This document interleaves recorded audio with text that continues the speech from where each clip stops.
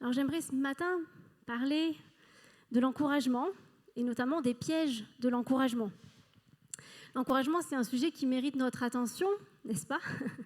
Parce que la Bible nous en parle, parce qu'on en a tous besoin, et que c'est aussi un paramètre qui va souder nos relations, qui va faire que notre assemblée aussi elle sera plus forte. Et on sait qu'on peut donner l'apparence que tout va bien, et pour autant avoir des grandes batailles à l'intérieur.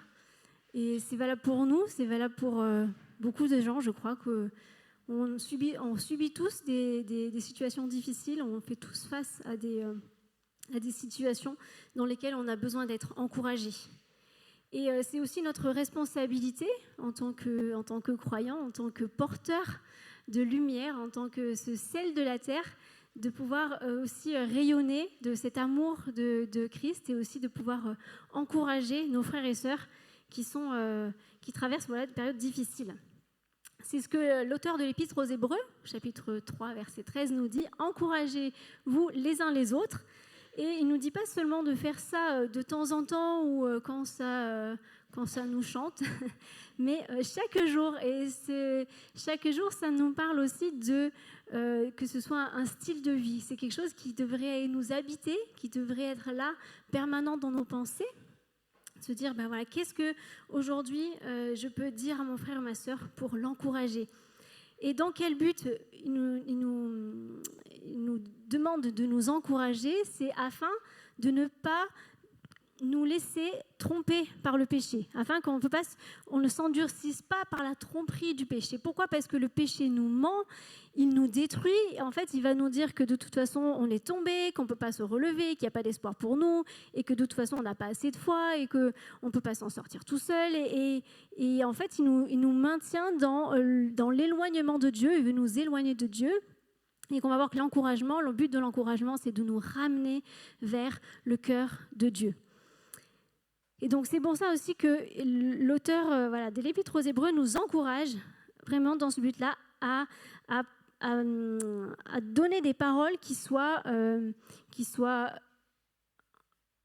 vont produire, on va dire, du fruit dans la relation avec Dieu de l'autre. C'est pas le but, je ne parle pas du fait de bénir ou de donner des paroles positives, mais de ramener vraiment le cœur vers Dieu.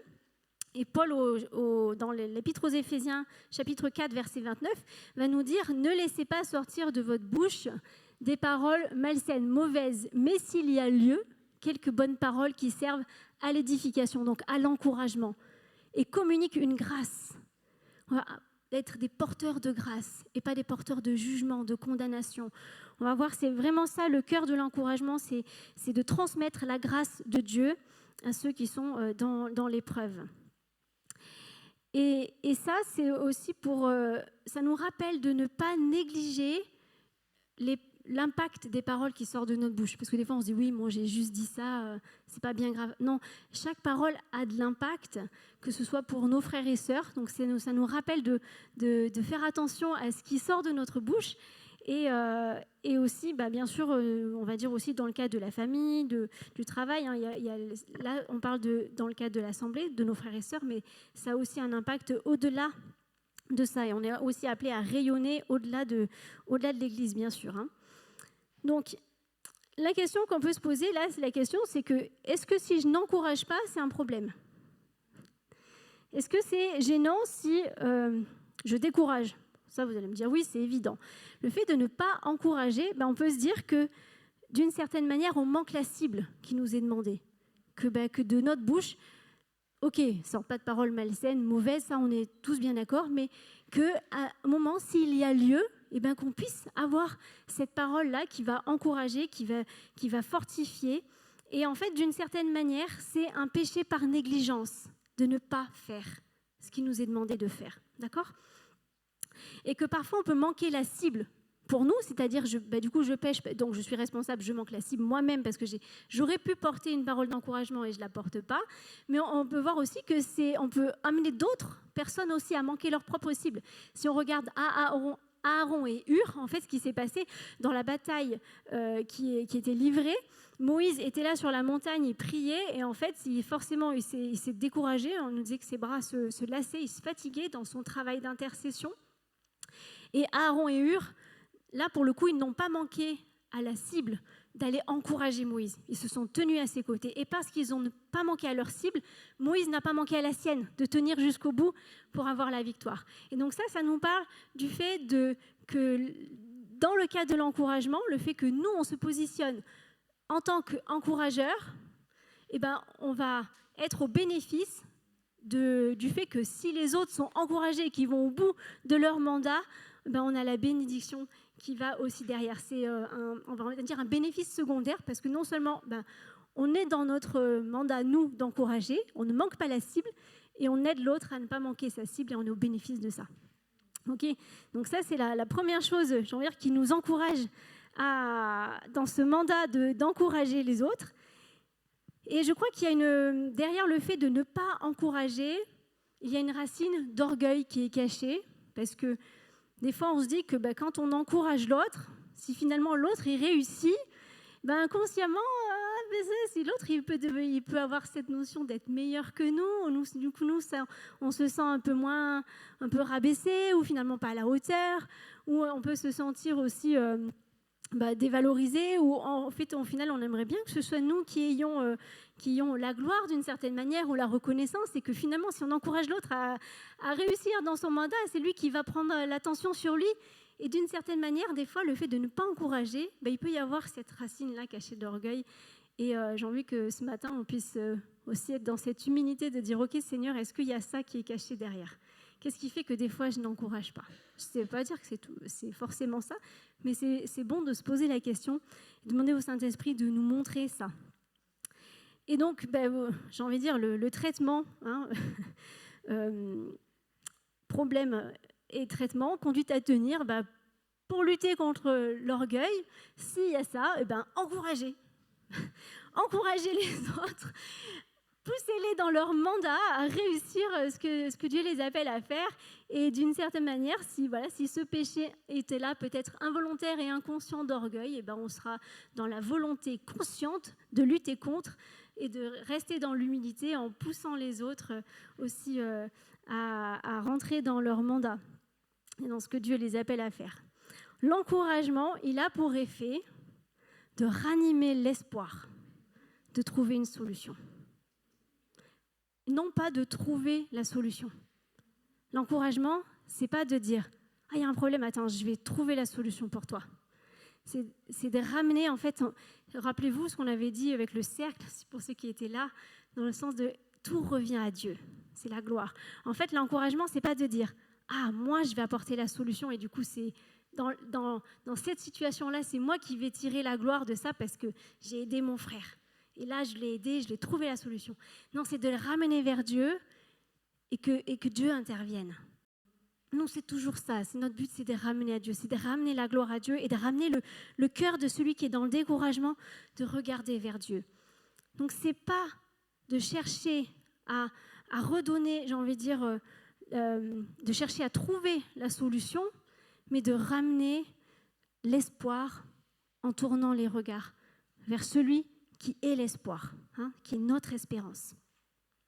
Et j'ai envie de dire, dans cette dynamique de foi que l'on a dans la perspective de l'éternité, c'est aussi ça, c'est de se dire, là, on ne voit pas forcément la solution, mais c'est de dire, dans tous les cas, il y a une solution, Dieu a quelque chose, et si ce n'est pas pour maintenant, c'est pour après, on ne sait pas quand, mais Dieu tient toutes choses entre ses mains, il est souverain, et c'est de ramener dans cette perspective que ce que l'on vit a un sens, et que Dieu nous aime, quelles que soient les circonstances que l'on traverse, et qu'il prend soin de nous. Donc, ça c'est la première partie. Ce qu'on va voir maintenant, c'est qu'on peut être bien intentionné. On se dit, ok, on va encourager. Oh, je le fais déjà. Et des fois, on peut être bien intentionné dans l'encouragement et pour autant ne pas forcément s'y prendre de la bonne manière, voire des fois, même on peut être délétère dans la manière dont on veut encourager. Et pour ça, on va regarder dans le livre de Job, aux 3 premiers amis de Job qui sont venus pour l'encourager, en tout cas dans l'intention de l'encourager, de le consoler. Donc juste très rapidement, Job qui était un homme prospère, qui vivait dans l'abondance. Rappelez-vous des vaches grasses dont on a parlé dimanche dernier. Et bien, à un moment donné, Dieu a permis qu'il vive une épreuve vraiment terrible parce qu'il a tout perdu. Il a été attaqué dans sa santé, donc physiquement, émotionnellement, spirituellement. C'était un combat spirituel sur sa vie. Et dans cette situation-là, en fait, ses amis sont venus le voir pour l'encourager et le consoler. Et donc, on va voir que finalement, on switch à la fin du livre de Job, où finalement Dieu, on voit à la fin, reprend et condamne les propos de ces 3 amis-là. Donc, alors qu'ils étaient bien intentionnés, on va voir que finalement, leurs propos n'étaient pas justes et n'étaient pas bons pour Job. Donc, de quoi il s'agit ? La première chose, de ce qu'on peut voir de leur comportement, c'est que, je veux dire, dans les choses positives qu'ils ont apportées à Job, c'est que déjà, ils sont venus le voir. Des fois, on entend une personne qui souffre, « Ah, il y a un tel, il y a un problème et tout. » Ouh là là, j'ai pas du tout envie d'aller le voir. Vraiment, là, ça me décourage moi-même d'aller voir quelqu'un qui est découragé, parce que je vais me retrouver peut-être encore plus découragée. Donc, c'est la stratégie d'évitement. On peut être dans la stratégie, il y a quelqu'un qui souffre, ou c'est quelqu'un qui vous dit, alors, comment ça va aujourd'hui ? Ah bah franchement, ça va pas. Ah ouais, franchement, c'est dur. Allez, bon courage. Hein. Bon bah, désolée, mais là, j'ai pas trop envie de m'arrêter. On voit que là, les amis de Job, ils ont compati avec lui en pleurant. Il nous est dit tout haut avec lui. C'est-à-dire qu'ils étaient émus de compassion, on pourrait dire là comme Jésus, des fois qui est ému de compassion, ils ont vraiment pleuré avec lui. Ils étaient touchés par la souffrance de Job. Et ça nous parle de cette compassion qui est l'inverse de l'indifférence. Là, pour le coup, ils n'ont pas manifesté d'indifférence. C'est le désolé. Ah, ça va pas ? Bon bah, désolé. Je ressens rien. Désolé. Bon courage avec ta souffrance. Des fois, ça peut être une stratégie encore on n'est pas dans le découragement, on n'est juste pas dans l'encouragement. Okay ? Donc ça, c'est déjà des bonnes choses que les amis de Job ont manifestées envers lui, et ils sont restés quand même pendant 7 jours et 7 nuits à ses côtés, dans le silence, sans savoir quoi dire, sans rien dire. Et on voit que des fois, c'est aussi bon de juste être là. C'est pas grave si on n'a rien à dire. Déjà, on est là. Et ça, c'est important. Après, quand même, ces 7 jours, ils ont commencé à parler, et c'est là où on va voir les pièges dans lesquels ils sont tombés. Et parce qu'ils ont essayé, finalement, de trouver une explication à la souffrance de Job, une interprétation. Et ça, je crois que c'est notre tendance naturelle, parce qu'en fait, la souffrance de l'autre, en fait, finalement, quand on se projette, et si moi, ça m'arrivait, il faut que je trouve une solution, du coup, parce qu'il faut que c'est du sens, il faut que si lui s'en sort, du coup, potentiellement, moi, ça veut dire, si je m'arrive, ça peut m'en sortir. Et il y a tout ça à l'intérieur qui joue dans notre manière de réagir face à la souffrance. Et finalement, on va être tenté de chercher une explication et du coup, de trouver une solution. Qui n'a pas entendu, dans une situation où on est dans la souffrance, est-ce que tu es bien sûr du coup d'avoir pardonné à tout le monde ? Parce que on essaie, peut-être que c'est la porte de t'as pas pardonné. Peut-être que t'as pas assez de foi. Est-ce que t'as la foi ? Tu es sûr que tu es convaincu ? Ou on va dire, est-ce que tu as vraiment prié ? T'as jeûné ? En fait, on est là en train d'essayer de trouver une solution, une stratégie, parce que au fond, ça nous fait peur. Et là, on voit que les amis de Job, qui étaient venus pour le consoler, en fait, à cause sûrement de cette recherche de solution, ils ont fini par le condamner, l'accuser et le juger. Donc, la première chose qu'on voit dans ces 3 discours qui est commune aux amis de Job, c'est qu'ils sont basés sur une fausse interprétation qui est que si je fais quelque chose de mal, forcément, le mal va m'atteindre. Je vais être puni. Si je fais quelque chose de bien, je vais être récompensé. Alors, ça nous parle du fait de transformer. On voit que dans ce que disent les amis de Job, il y a des vérités, mais elles sont mal appliquées. On va y revenir. Là, en fait, la Bible nous parle bien qu'il y a des conséquences à nos actes. Il peut y avoir des bonnes conséquences et des mauvaises conséquences. Là, ce qui se passe, c'est que les amis de Job, ils prennent ça et du coup, ils l'appliquent à Job en disant, du coup, si toi, il t'arrive tout ça, c'est que vraiment, tu as du péché. Et ils vont même lui dire qu'il est méchant dans le sens que le mot qu'ils vont utiliser pour dire qu'ils le condamnent, le mot qu'ils ont condamné Job, en hébreu c'est rachat, c'est le même mot qu'il est parlé dans le psaume, sur le banc des moqueurs, sur être avec les méchants. C'est dans le sens vraiment de quelqu'un qui est un impie, qui est rebelle à la loi. Et en fait, ils vont l'accuser d'être vraiment rebelle à Dieu, alors que Dieu lui-même va dire que de Job, qu'il est la personne le plus intègre de son temps. Donc on voit qu'il se base sur quelque chose de faux, enfin de juste, mais qu'il l'applique de la mauvaise manière, parce qu'en l'occurrence, on ne peut pas l'appliquer à Job dans sa situation-là. Donc ils ont fait d'une vérité biblique une fausse application. Et on peut voir ça, c'est comme si je vous donnais le bon médicament. Un médicament, il va soigner, il a des vertus pour une situation particulière.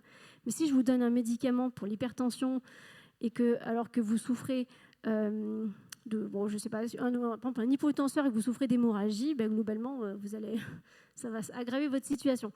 Par exemple, je ne suis pas infirmière, mais dans l'idée, c'est ça. C'est-à-dire que je peux prendre quelque chose qui est juste, mais si je l'applique mal, je vais avoir un effet délétère, destructeur, et c'est ce qui s'est passé pour Job. Et pour nous, c'est pareil. C'est-à-dire que des fois, on connaît plein de versets, on a une connaissance, et on se dit « Ah bah tiens, ce que tu vis, ça me fait penser à tel verset », et des fois, on peut balancer tout simplement un verset ou quelque chose en disant « Ça va lui faire du bien », et l'autre, il dit « C'était pas ça dont j'avais besoin aujourd'hui ».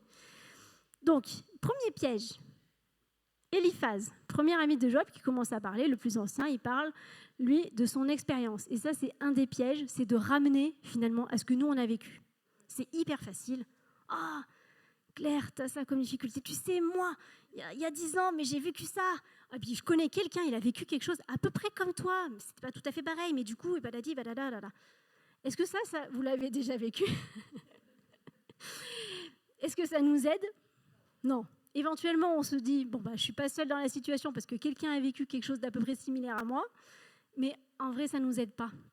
Et on voit que là, Éliphaz, lui, ce qu'il dit à Job, c'est que selon ce que j'ai vu, il rapporte ses propos, on ne va pas tout lire, il y a plusieurs chapitres, mais il se base sur ce qu'il a vu, et notamment, il va lui dire, par exemple, ceux qui labourent l'iniquité, l'injustice, sèment la misère et la moissonnent. En gros, Job, toi, tu as semé...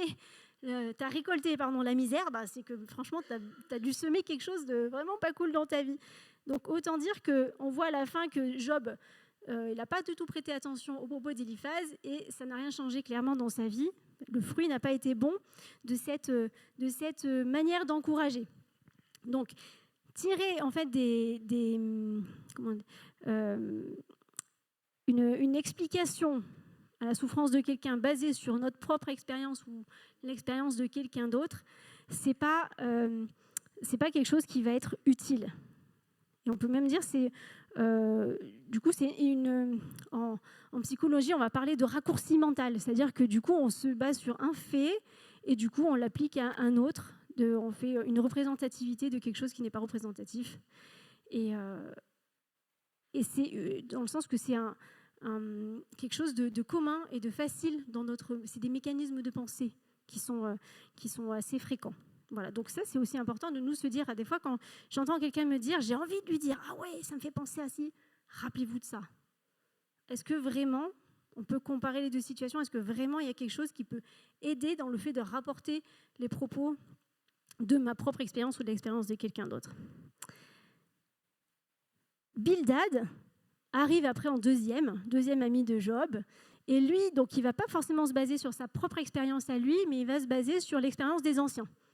Et donc il va parler de ce que il faudrait voir, consulter la génération d'avant, et si tu écoutais ceux de la génération encore d'avant, et il les ramène Job en fait à ce que les autres ont dit par le passé, et c'est de la même manière, est-ce qu'on peut appliquer ce que les autres ont dit à une situation particulière s'il n'y a pas forcément de similarité ou si c'est d'une manière globale.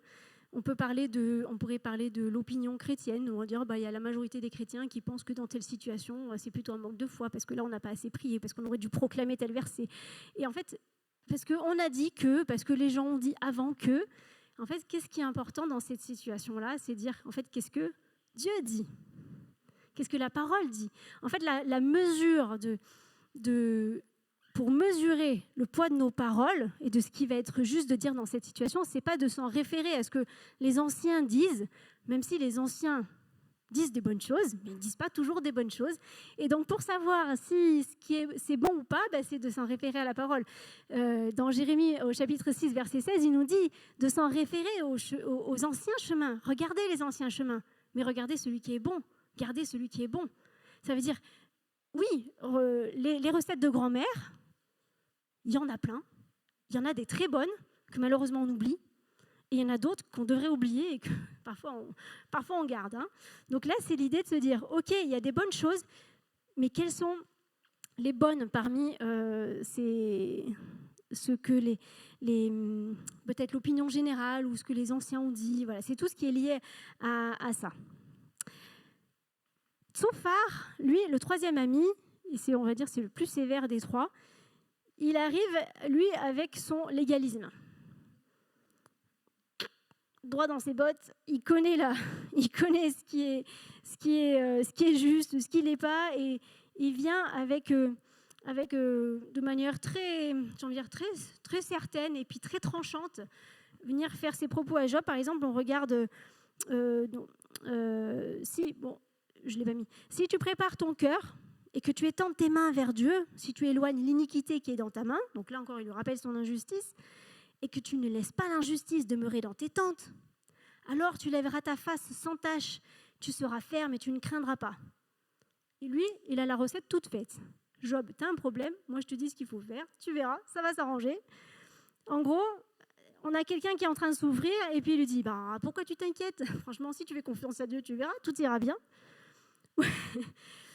Ou sinon, il va lui dire encore, en fait, limite, t'as qu'à prier. Enfin, du coup, pourquoi tu t'en fais pour ça ? Il y a juste à prier par rapport à ça. Ou tu peux faire un peu plus d'efforts. Franchement, tu pourrais te repentir, tu verras, tu fais confiance à Dieu, tu te repens, tu obéis, et puis t'auras ta solution. Et des fois, on est un peu comme ça dans ce côté très application des principes. On connaît le principe, application, et allez, débrouille-toi avec ça.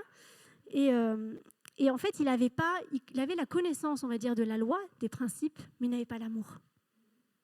Il n'avait pas la compassion.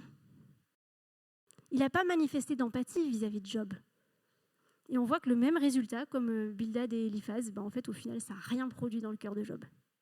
Rappelez-vous ce qu'on a dit tout à l'heure, l'encouragement, il va nous amener vers le cœur de Dieu. Ce n'est pas d'apporter la solution, d'essayer de trouver une solution, une explication, une interprétation à la souffrance, mais de dire, OK, là, je sais pas, je comprends pas moi non plus ce que tu vis. Mais Dieu, lui, il est souverain, il a une solution et il t'aime, vraiment. Et en fait, ça, c'est vraiment un des pièges aussi dans lequel on peut tomber vite fait de ces raccourcis, de se dire, en fait, on veut trouver une solution. Alors si on ramène à notre expérience, on peut ramener à ce que les autres ont dit, ou on peut ramener simplement dire, en fait, voilà, application d'un principe divin, il est dit ça, applique-le, tu verras, ça ira. Alors que la première chose, c'est d'écouter, déjà, entendre la souffrance. Et on va y revenir, et de ramener vers le cœur de Dieu. Parce que Dieu voit notre souffrance, il voit la solution, il a une stratégie, il a un but, même si nous, on ne le comprend pas maintenant. Donc en fait, les amis de Job, on voit qu'au final, Job va leur dire qu'ils sont de mauvais consolateurs. Clairement, il leur dit. Et on voit même que Dieu va reprendre aussi ces propos-là. À la fin, en Job chapitre 42, il va dire « Je suis en colère contre toi et contre tes deux amis, parce que vous n'avez pas parlé de moi correctement. » Et ça, moi, ça me reprend. Je me dis, est-ce que des fois, je ne suis pas bien intentionnée, j'ai envie d'aider, j'ai envie d'encourager, mais est-ce que des fois, je suis une bonne représentante de Dieu ? Est-ce que je suis une bonne représentante de son amour, de sa grâce ? Est-ce que là, je suis en train d'encourager comme Jésus le ferait s'il était là ? Là, je pense à cette femme-là que les pharisiens ont dit, application, Tsophar, application du principe, elle a péché, pour la lapide. Ça ira mieux pour elle après. Non, Jésus, il l'a ramené. Il l'a relevé. et l'a libéré. Ça, c'est la grâce. Et en fait, on doit être ces porteurs de grâce aussi dans ces circonstances-là où on est face à quelqu'un qui souffre et où on n'a pas forcément la solution.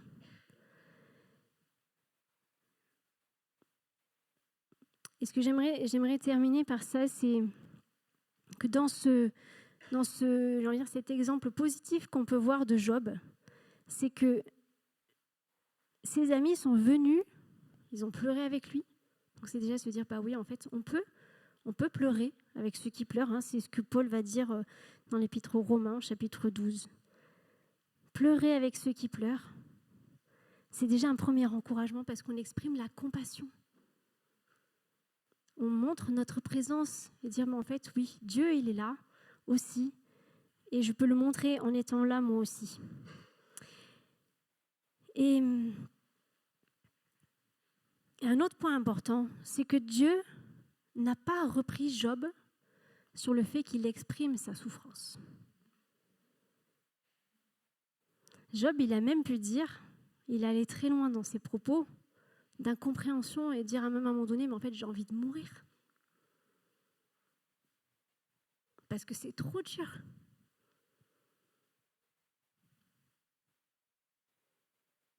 Et est-ce que c'est un problème ? Dieu ne peut pas l'entendre ? Si, Dieu peut l'entendre. Et nous, est-ce qu'on peut l'entendre ? Quand quelqu'un nous dit j'ai envie de mourir parfois. Ah ben non, quand même, tu ne devrais pas dire ça. Pense à ta famille. Et rappelle-toi ce que la Bible a dit. Il y a un avenir, il y a une espérance. Bah là, je ne vois pas du tout l'avenir, je ne vois pas du tout l'espérance non plus. Mon espérance, là, aujourd'hui, c'est juste partir là-haut. Parce que c'est trop dur. Quelle est notre attitude, nous, quand on est face à ça ? Est-ce qu'on va se comporter comme Éliphaz ? Oui, mais alors moi aussi, un jour, j'ai eu envie de mourir. Ouais, bah, ça ne m'aide pas du tout.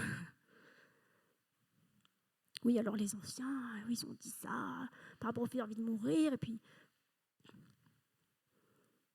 Ou application du principe. Alors, en plus, si tu dis parole de mort sur ta vie, bah, génial. Il va falloir y avoir du travail derrière. Non. On peut entendre, on peut écouter, on peut accueillir la souffrance. On peut offrir un espace pour que l'autre puisse simplement exprimer ce qu'il y a de dur, de difficile, sans juger, sans condamner, sans apporter notre conseil, ou essayer de trouver une solution, ou interpréter encore ce qui se passe. Dire, ok, j'entends, je comprends. Du peu que je peux comprendre, peut-être. Parce qu'on voit que Dieu n'est pas intervenu pendant tous ces discours. Il a entendu toute la souffrance de Job. Et on peut être aussi, j'ai envie de dire, ces porteurs de grâce en disant, bah oui, tu peux exprimer ta souffrance. Parce qu'on a tous des questions de pourquoi. Pourquoi je vis ça ? Et jusqu'à quand ? Jusqu'à quand ?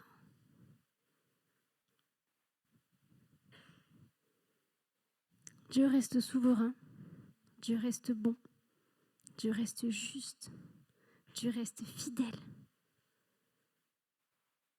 Et on n'a peut-être pas la réponse, mais on sait qu'il y a un sens, parce que Dieu tient les circonstances entre ses mains, et il a un plan, il a une stratégie, et il ne va pas nous abandonner. Et j'aimerais qu'on puisse finir en lisant le psaume 13. Parce qu'il y a dans les psaumes aussi toute une richesse d'expression de la souffrance. On parle des psaumes de lamentation. Se lamenter, ce n'est pas un problème.